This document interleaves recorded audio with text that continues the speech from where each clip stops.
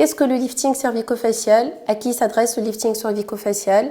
C'est parmi les interventions qui font peur relativement parce que les patientes, elles se disent je ne veux pas avoir un effet de masque, un effet sans visage, sans expression, un visage sans expression, sans mimique. Le lifting cervico-facial, il sert réellement à remettre les structures anatomiques en place, à faire lifter un peu la peau et enlever l'excès de peau. Les incisions sont toujours cachées derrière les oreilles, dont les cheveux. Donc la patiente n'aura pas de cicatrice visible. Elle aura un visage naturel, mais rajeuni. Elle pourra rajeunir d'une bonne dizaine d'années, c'est-à-dire que quand la patiente elle revoit sa photo une bonne dizaine d'années, elle va se retrouver.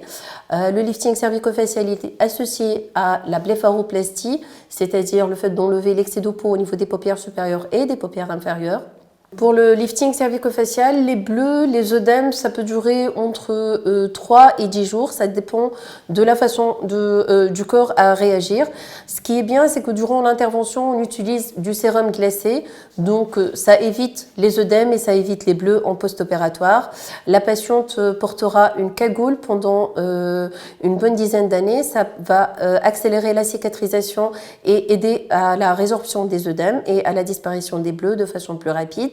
La reprise d'une activité sociale et professionnelle sera possible à partir de la 2e semaine et le résultat, il est définitif à partir de 1 à 2 mois. Les œdèmes auront complètement disparu. Le résultat, la pérennité du résultat, elle est durable par moins de 5 à 10 ans selon le vieillissement de la peau. Comment se fait le traitement de vos dossiers au sein de notre équipe avec Séjour Médical? En fait, c'est les conseillères qui me transmettent votre demande avec vos photos. J'examine les photos, je valide le diagnostic, je demande aux conseillères de vous transmettre ma réponse. Il y a des examens complémentaires qu'on vous demande de faire, des bilans sanguins, parfois des échographies abdominales ou mammaires. J'insiste que ces examens-là doivent être faits chez vous, dans votre pays. Pourquoi? Parce que parfois, on a des problèmes au niveau des bilans ou des problèmes au niveau des résultats des échographies et qui font retarder ou annuler l'intervention ou même changer de diagnostic et donc de technique chirurgicale. Les conseillères sont bien formées, elles connaissent, elles ont reçu une formation sur la chirurgie esthétique, sur les différentes interventions.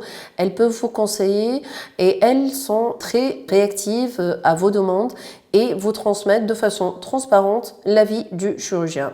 Ceci dit, je reste aussi à votre disposition. Mon numéro de téléphone, il est disponible chez les conseillères au cas où les patients ont besoin de rentrer en contact direct avec le chirurgien. Notre partenariat avec Séjour Médical, il est important pour vous garantir la meilleure réussite de votre projet médical. Merci.